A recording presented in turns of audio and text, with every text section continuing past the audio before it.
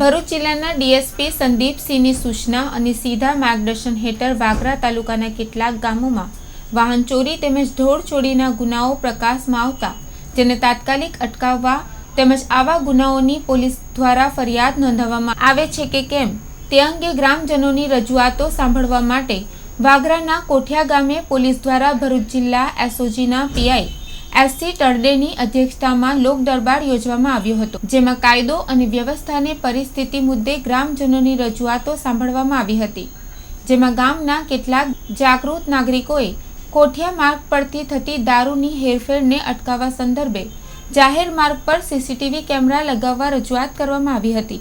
લોક દરબારમાં વ્યક્તિગત ફરિયાદને બદલે સમગ્ર ગ્રામજનોને સ્પર્શતી ફરિયાદોને પ્રાધાન્ય આપવામાં આવ્યું હતું।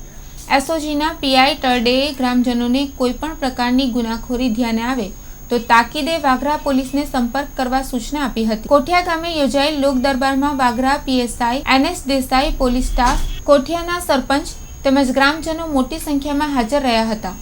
ભરૂચ જિલ્લા પોલીસ વડા શ્રી સંદીપસિંહ સાહેબનાઓને હાલમાં એવી રજૂઆત મળેલ કે વાગરા, અમોદ અને જંબુસર તાલુકાના કેટલાક ગામડાઓમાં ઢોરચોરો તથા વાહન ચોરીનું પ્રમાણ વધવા પામેલ છે, જેના અનુસંધાને સ્થળ તપાસણી કરવા સારું મહેરબાન એસપી સાહેબ દ્વારા સૂચના મળતા આજરોજ કોઠિયા ગામ ખાતે લોક દરબારનું આયોજન કરવામાં આવેલ છે।